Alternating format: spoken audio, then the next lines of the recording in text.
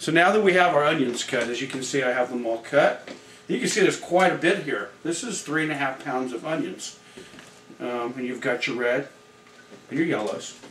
I know I mentioned white before in that, so I went back and looked at that, but you know what? I meant to say red, not white. Okay, so at this point what we're going to do is we're going to add basically 2 tablespoons of butter. And I would like to add a little bit of, I like to use just regular olive oil. Never use extra virgin oil when you're cooking, particularly at a high temperature, because the pith that's in the green part of an extra virgin will make it a little bit bitter. So always just regular olive oil. So I put about a tablespoon or so of oil. And this is going to bring your heat range up on your butter, which is really important when you're going to be caramelizing these onions for the time being. Now at this point I'm going to grab, which is probably one of my most favorite cooking instruments in the whole kitchen, these silicone spatulas. I mean, you can do anything with these things, you know. Whack the cameraman? No, just kidding. Anyway, it happens to be my son, but never been whacked by one. So anyway, at this point what we're going to do is we're going to get this butter melted. We're going to wait for this bubble to sort of kind of subside a little bit. Okay.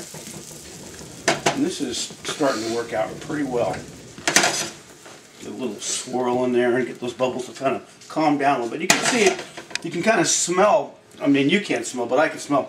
There's actually a little nutty flavor to this unsalted butter. So at this point what I want to do is I want to start adding some layering, some of these onions. And this is important, you can hear that nice sizzle. My son was complaining earlier about how the onions penetrated this whole room. I mean, how many onions are here? And he was sitting in the other room watching TV when I was cutting the rest of these up, complaining how bad his eyes were burning. Oh well. Now what I have here is kosher salt. My favorite. You never use table salt. That's just, nobody uses that. That's just, you throw that stuff away. This is what you want to use, okay? Sea salt, great. Table salt, never, ever, ever. And you want to layer this. And the reason why you want to use salt is because what it's going to do is you're going to sweat these onions a little bit. It's going to bring the moisture out in your onion, and it's going to make this thing caramelize a little bit faster, okay? So let's kind of do that in layers.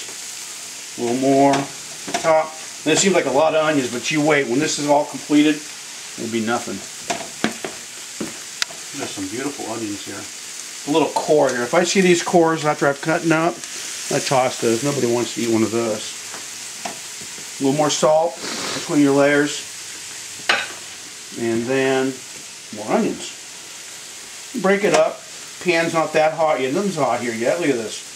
Grab that. It's not going to hurt you. Break it up. See that? That needs to be worked on. This is when I start cutting too fast, that's what happens. But I wouldn't recommend that unless you've been around a knife a long time. Break these up a little bit, and a little bit in, a little bit more salt.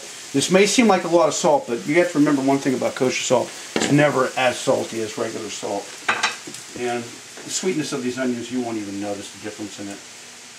Let's just break these up. I mean, come on. What are we talking about here? This ain't no computer science.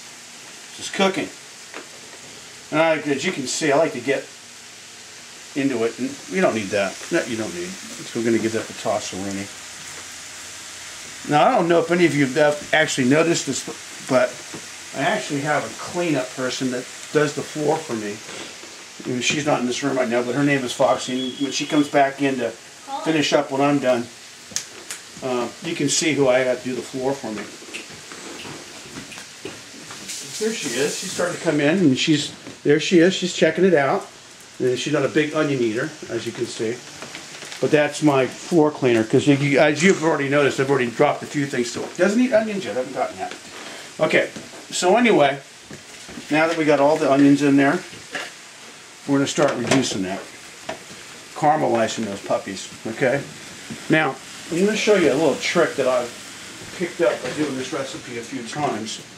And what I like to do is I've got these, I keep these spray bottles. I keep a lot of things. You see my garage, it's terrible. Anyway, so I keep these.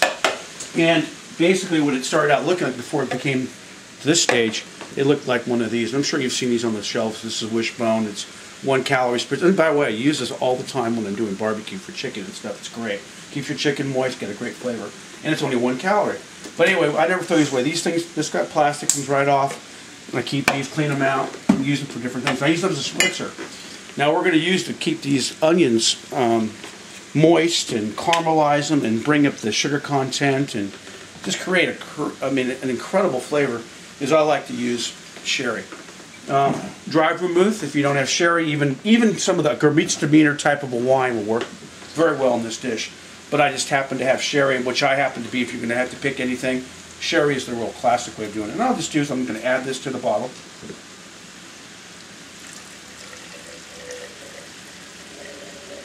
And what's nice about doing it this way is that I'm able to control the amount that I want to do that with.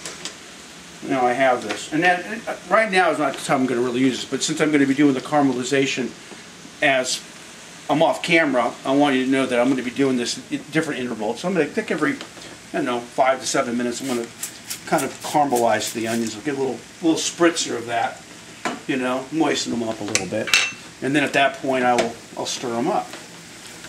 Now the main thing to this is you want to sweat this down first. This process, it just depends, It's just, onions have different, contents of liquid, depending on what time of the year it is, where you get your onions, how old they are. There's a lot of variables, but I'm going to say that to get a really good caramelization of onions, you're going to look at, right now it's 7:41 at night. I'm going to say it's going to be probably between 35 to 45 minutes to get these things to look the way I'd like them to look. These are beautiful onions. I mean, if you could just smell this, you can almost smell the sweetness. Of course, the sherry helped a little bit too.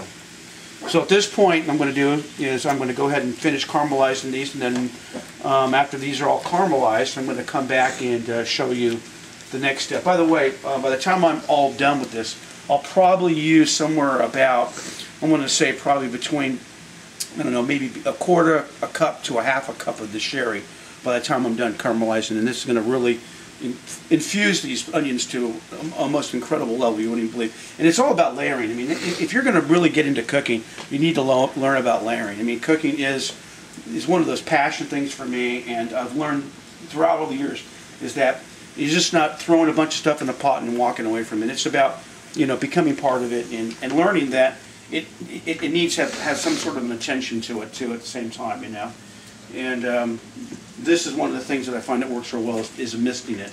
It's not just dumping in a bunch of wine in there and then watching it emulsify. This way here, you're actually kind of babying it a little bit, sort of like, like you're rubbing the meat or whatever, or giving it a massage. That's sort of the same idea, when you come to cooking. It's kind of a personal thing for me, but as you understand, you'll see more of my cooking demonstrations, you'll see that I'm a little bit more intent about doing things in a little bit more detail. So I'll be back with you after these are caramelized. Thank you.